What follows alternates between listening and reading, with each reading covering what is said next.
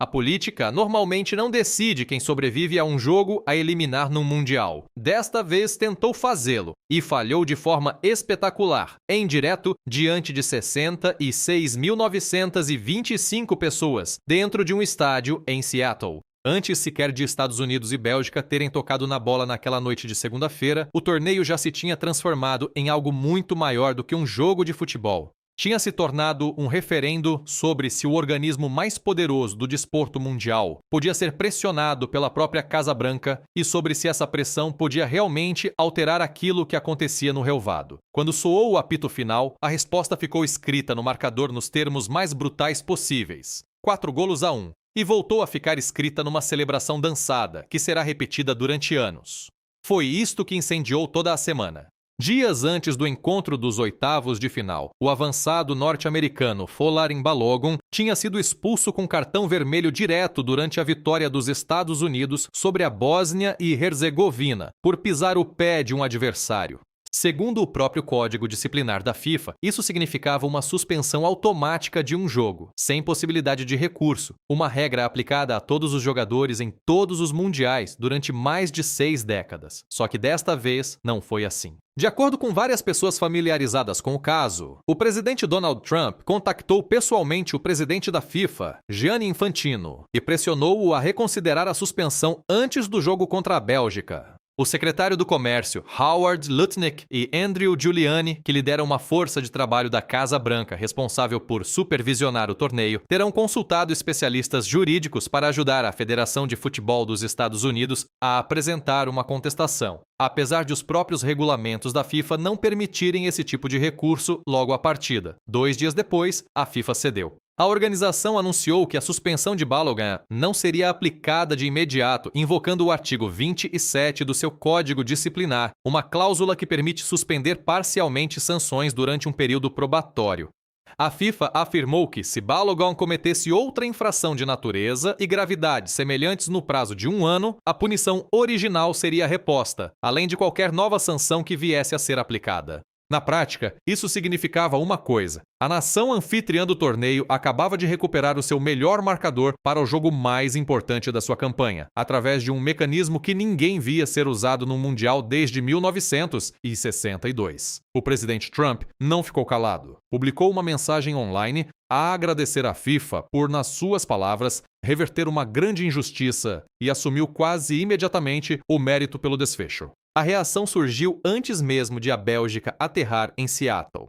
O antigo treinador do Liverpool, Jürgen Klopp, liderou um coro de críticas vindo de todo o mundo do futebol, com várias vozes influentes a pedir a demissão de Infantino por aquilo que viam como a politização de um processo disciplinar supostamente neutro. Os responsáveis belgas terão ficado atônitos.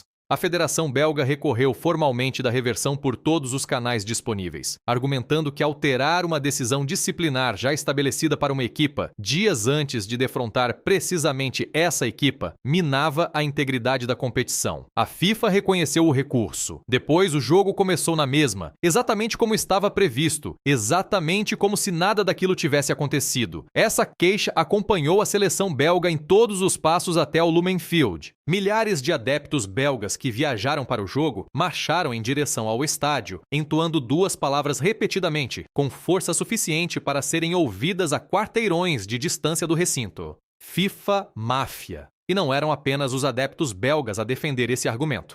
Comentadores nas redes sociais rapidamente apontaram aquilo que consideravam ser a indignação seletiva da FIFA, recordando como a organização já tinha desvalorizado outros conflitos politicamente carregados durante este torneio, incluindo complicações de visto que afetaram a seleção iraniana, um oficial de jogo sômali a quem foi recusada a entrada nos Estados Unidos, e o Haiti, obrigado a alterar o desenho da sua camisola à última hora por causa de imagens ligadas aos seus símbolos nacionais. De repente, uma suspensão de um jogo aplicada a um avançado norte-americano parecia ser a exceção pela qual a FIFA estava disposta a dobrar o seu próprio livro de regras, e ninguém no campo belga estava disposto a deixar isso sem resposta. Para a nação anfitriã, o que estava em jogo parecia enorme, independentemente da política que girava à volta do encontro. Esta deveria ser a maior noite que o futebol norte-americano tinha produzido em casa desde o Mundial de 1994, um torneio que os Estados Unidos também tinham organizado. Uma lotação esgotada de quase 67 mil adeptos encheu o Lumen Field, a empurrar uma equipa que acreditava genuinamente poder alcançar algo que o programa não conseguia há 24 anos: chegar aos quartos de final de um Mundial. A reintegração de Balogun apenas reforçou a sensação de que o próprio destino estava a abrir caminho para os norte-americanos. Em vez disso, a Bélgica garantiu que esse caminho não levasse a lado nenhum. Charles de Ketelaere desferiu o primeiro golpe antes mesmo de o jogo ter encontrado o seu ritmo. Pouco antes dos 20 minutos, o avançado do AC Milan subiu para responder a um cruzamento de Leandro Trossard e cabeceou de forma limpa para lá do guarda-redes norte-americano Matt Freese, silenciando um estádio que apenas momentos antes era ensurdecedor. Mal tinham passado 2 minutos. De Ketelaere voltou a marcar, desta vez aparecendo ao segundo poste para cabecear o segundo golo com a calma de um jogador que já sentia que aquela seria a sua noite. 2 golos em 2 minutos. O estádio, que tremia com a energia norte-americana no pontapé de saída, ficou quase em silêncio. Os anfitriões recusaram-se a cair de imediato. Malik Tillman preparou-se para bater um livre mesmo à entrada da área belga e colocou um remate em arco para lá de Thibaut Courtois, um dos melhores guarda-redes do mundo, reduzindo o resultado para 2-1. Durante alguns minutos, a crença voltou a acender-se nas bancadas. A sensação de que uma verdadeira recuperação norte-americana ainda era possível naquele palco. A Bélgica apagou essa esperança quase tão rapidamente como ela tinha surgido. 2 minutos depois do golo de Tillman, De Ketelaere transformou-se em assistente, pressionando Freese até o obrigar a cometer um erro na posse de bola e servindo Hans Van Ecken, que marcou o terceiro da Bélgica. 3-1, e a breve faísca norte-americana desapareceu. A segunda parte transformou-se numa procura cada vez mais desesperada por parte dos Estados Unidos, uma equipa a tentar forçar algo que já não existia. Balogun, precisamente o jogador no centro da controvérsia da semana, quase não tinha tocado na bola na primeira parte e não conseguiu encontrar o ritmo depois de regressar de todo o drama em torno da sua suspensão. Ainda teve uma oportunidade clara, com um remate rasteiro que Courtois afastou com uma defesa em plena extensão, o mais perto que o avançado chegou de transformar a sua semana caótica numa história de redenção. Christian Pulisic, o jogador mais condecorado que o futebol norte-americano produziu, foi substituído à medida que o jogo se afastava cada vez mais, e as câmaras de televisão apanharam-no no banco com a camisola pressionada contra o rosto, visivelmente esmagado pelo momento e por tudo que se tinha acumulado até ali. Depois a Bélgica entregou a sua declaração final, e a mais teatral. O selecionador Rudi Garcia tinha deixado no banco o seu avançado mais experiente durante todo o jogo, uma decisão que intrigou muitos observadores antes do apito inicial. Romelu Lukaku, com 31 anos e melhor marcador de sempre da Bélgica, entrou na segunda parte juntamente com o extremo Jeremy Doku, e a mensagem era inequívoca. A Bélgica não estava apenas a tentar ganhar, estava a tentar deixar claro quão completamente podia ganhar. Aos 93 minutos, com o resultado decidido há muito, Lukaku aproveitou um erro defensivo de Chris Richards, deu um único toque e rematou para o canto inferior, 4-1. Os livros de história registraram que Lukaku acabava de se tornar o primeiro jogador da história dos mundiais a marcar como suplente em 4 jogos diferentes do torneio, prolongando uma carreira que continua a somar marcos, mesmo numa fase mais avançada. O que aconteceu nos segundos seguintes a esse golo é a parte da noite de que ninguém no futebol deixou de falar. Vários jogadores belgas juntaram-se e fizeram uma dança deliberada e sincronizada, balançando as ancas e movimentando os braços em uníssono. Uma rotina que parecia claramente ensaiada e não espontânea. Os utilizadores das redes sociais repararam de imediato na semelhança entre aquele movimento e um gesto característico associado à própria liderança da Federação de Futebol dos Estados Unidos, transformando a celebração em algo muito mais incisivo do que uma simples reação a um golo. Foi lida como uma resposta direta e coreografada a tudo o que o campo belga tinha absorvido ao longo das 72 horas anteriores, entregue no maior palco que um futebolista pode encontrar, sem que fosse necessário dizer uma única palavra. O médio belga Nicolas Reskin disse mais tarde aos jornalistas que a vitória tinha sentido de justiça para a sua equipa, um comentário que apenas reforçou a forma profundamente política como toda a celebração foi interpretada no mundo do futebol. Garcia, falando depois à estação anfitriã, optou por não abordar diretamente a celebração.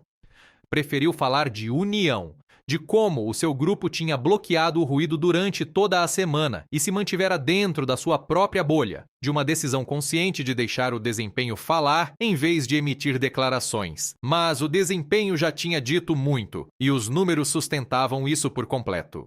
A Bélgica criou muito mais do que os Estados Unidos em golos esperados, com uma margem ampla, algo próximo de 2 golos de qualidade, criada contra bastante menos de 1 por parte dos anfitriões. De Ketelaere terminou a noite com 2 golos e 2 assistências, uma exibição individual completa que confirmou o seu estatuto como uma das grandes revelações do torneio, enquanto Courtois apresentou o tipo de guarda-redes sereno que tem definido a sua carreira sempre que a Bélgica precisou de uma grande defesa.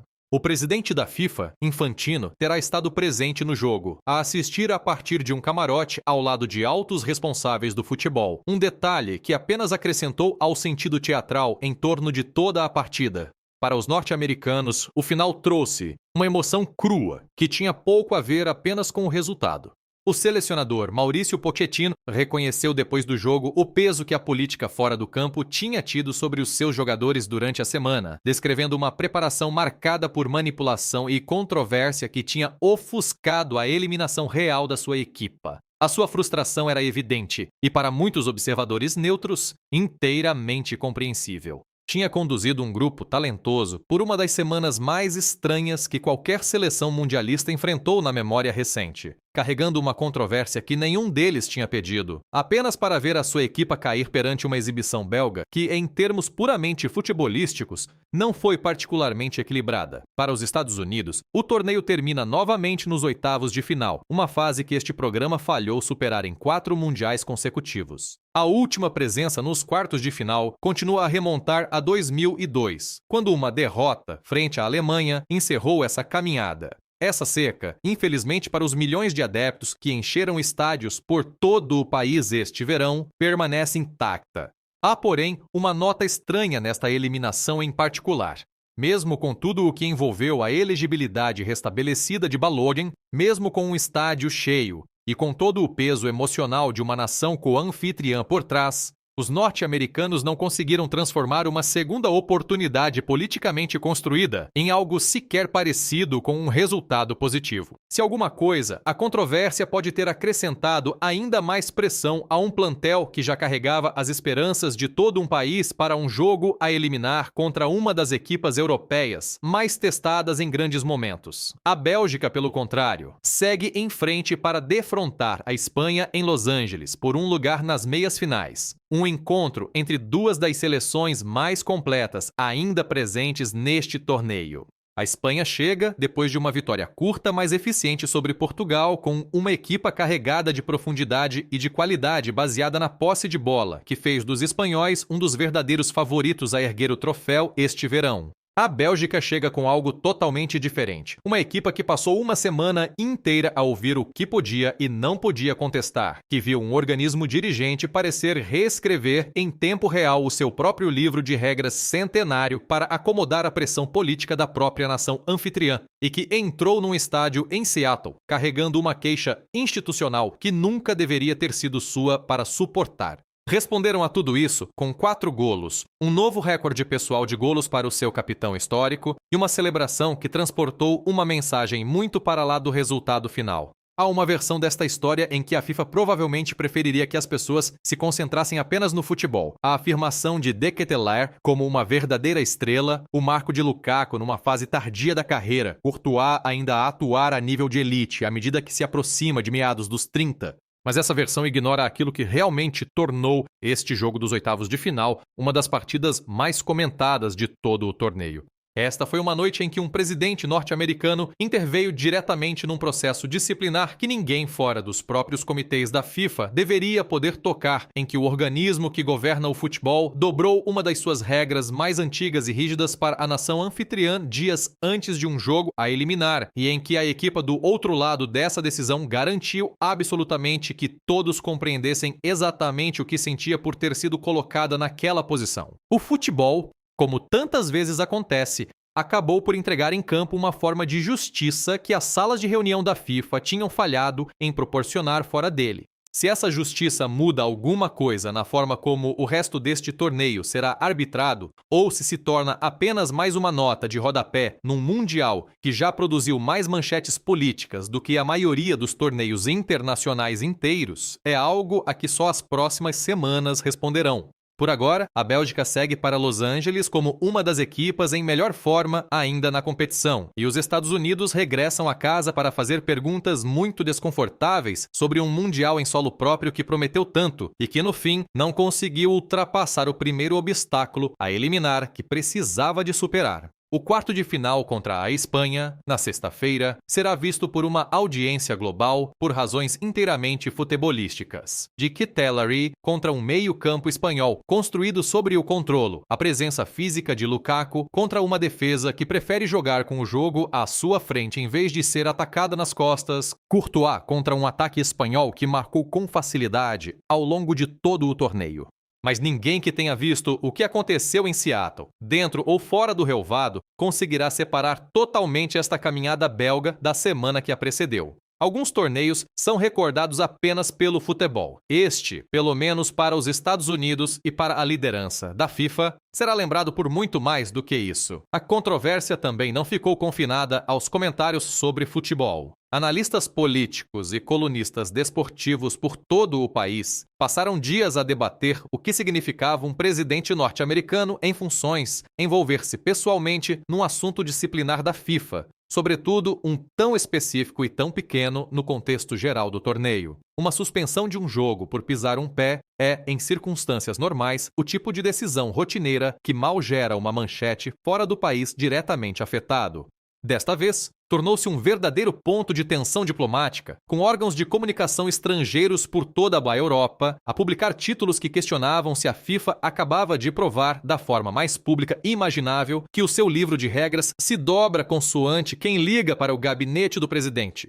Infantino já enfrentou pedidos de demissão antes durante o seu período à frente da organização, mas raramente por uma decisão tão estreita e raramente com marcas políticas tão diretas agarradas a ela. A FIFA, por seu lado, insistiu publicamente que o contacto de Trump não teve qualquer influência na decisão final, apresentando a reversão apenas como uma aplicação processual do artigo 27, uma cláusula que tecnicamente existe precisamente para este tipo de situação. Especialistas jurídicos consultados por vários órgãos de comunicação depois da decisão salientaram que o artigo dá, de facto, à FIFA margem de discricionariedade para suspender, em vez de aplicar imediatamente, medidas disciplinares, o que significa que a organização não estava, em sentido estrito, a violar as suas próprias regras. O que tornou o momento explosivo não foi a tecnicalidade jurídica, porém, mas o momento, a visibilidade e o facto de o presidente norte-americano ter reclamado publicamente o crédito por ele poucos minutos depois do anúncio. Quer os telefonemas tenham ou não influenciado realmente o desfecho, a aparência de influência causou quase tanto dano à credibilidade da FIFA como a substância da decisão em si.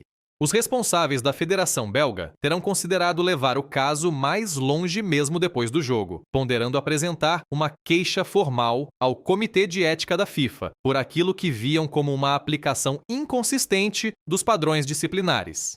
Se essa queixa será alguma vez apresentada e se levará até algum lado, caso seja, continua por saber. O Comitê Disciplinar da FIFA tem ampla margem de decisão ao abrigo do seu próprio código, e queixas éticas anteriores contra a própria liderança da organização demoraram historicamente meses, se não anos, a resolver, terminando muitas vezes sem qualquer consequência significativa. Para a Bélgica, porém, a vitória simbólica no relvado pode ter importado mais a curto prazo do que qualquer processo burocrático. Um 4-1, entregue diretamente no centro da controvérsia, fez mais para afirmar o seu ponto do que uma queixa escrita, apresentada daqui a meses, alguma vez fará. A reação de outras federações nacionais que competem neste torneio tem sido notavelmente cautelosa em público, mas muito menos contida em privado, segundo vários repórteres que acompanham a competição. Responsáveis de outros países eliminados mais cedo no torneio, alguns sob circunstâncias disciplinares próprias, terão perguntado em privado à FIFA por que razão uma flexibilidade semelhante não foi alargada às suas próprias disputas. As complicações de vícios da Federação Iraniana e a alteração de camisola imposta ao Haiti à última hora voltaram a surgir nessas conversas como exemplos de casos em que a FIFA insistiu que tinha as mãos atadas apenas para provar o contrário quando a pressão real veio da direção certa. De regresso ao lado futebolístico da história, a caminhada da Bélgica até aos quartos de final tornou-se discretamente uma das narrativas mais interessantes do torneio, controvérsia à parte. Esta é uma equipa que muitos analistas tinham descartado à entrada da competição, com grande parte da geração dourada que levou a Bélgica a longas campanhas em torneios anteriores já fora do auge ou retirada por completo. Kevin De Bruyne continua a ser uma peça fixa no meio-campo, ainda capaz de produzir momentos de visão que poucos jogadores no mundo conseguem igualar, mas foi a afirmação de jogadores mais jovens como De Ketelaere e a fiabilidade contínua de veteranos como Courtois e Lukaku que levaram este grupo mais longe do que a maioria das previsões pré-torneio esperava. O capitão Youri Tielemans, que assumiu a braçadeira sob Garcia apenas em setembro passado, tem sido elogiado pelos colegas por manter o balneário unido ao longo do que se tornou uma semana inesperadamente turbulenta antes do maior jogo do torneio até agora. Para os norte-americanos, a análise ao que correu mal neste torneio deverá prolongar-se por semanas. Organizar um mundial devia ser um momento de validação para um programa de futebol que passou décadas a tentar afirmar-se como uma potência global legítima neste desporto. Em vez disso, a história mais ruidosa que sai da eliminação da nação anfitriã não foi sobre tática, nem sobre decisões de 11 inicial, nem sequer sobre o futebol em si. Foi sobre interferência política num processo disciplinar que, em circunstâncias normais, nunca teria feito manchetes internacionais. Pochettino, contratado especificamente para conduzir esta equipa através de um torneio em casa e levá-la mais longe do que alguma vez tinha ido, enfrentará agora perguntas diretas sobre o que vem a seguir para um programa que voltou a ficar aquém dos quartos de final, desta vez em circunstâncias totalmente fora do seu controle. Se a US Soccer escolherá apoiá-lo durante o próximo ciclo mundialista, ou se esta eliminação em particular se tornará a última entrada no seu currículo com a seleção nacional, é uma decisão que os responsáveis federativos ainda não abordaram publicamente. O que acontecer a seguir às duas equipas envolvidas neste jogo dirá muito sobre a forma como este torneio será recordado. O quarto de final da Bélgica contra a Espanha em Los Angeles tem peso futebolístico próprio, um choque de estilos entre uma equipa belga assente na transição e na qualidade individual contra uma seleção espanhola que controlou quase todos os jogos que disputou este verão através de um futebol de posse paciente. Se a Bélgica ganhar, a narrativa em torno desta semana só ficará mais forte, uma equipa que superou uma controvérsia institucional e uma das seleções mais talentosas ainda em prova em jogos consecutivos. Se a Espanha ganhar, a conversa mudará, mas as imagens de Seattle, os cânticos, a celebração, as lágrimas no banco norte-americano continuarão a fazer parte da história deste Mundial, independentemente de como o quadro evoluir a partir daqui. Por agora, uma coisa está fora de discussão. Aquilo que deveria ter sido um jogo relativamente direto dos oitavos de final entre duas equipas equilibradas tornou-se um dos momentos definidores deste torneio por razões que tiveram muito pouco a ver com tática ou bolas paradas. Tornou-se uma história sobre poder, sobre se o cargo mais alto do país, que organiza um mundial, podia chegar diretamente ao organismo que governa o futebol mundial e dobrar uma regra que permanecera intocada durante mais de 60 anos. A Bélgica respondeu a essa pergunta na única língua disponível para uma equipa num relvado. 4 golos, uma entrada a partir do banco que bateu um recorde e uma celebração que garantiu que ninguém a ver pudesse confundi-la com outra coisa que não fosse exatamente aquilo que era.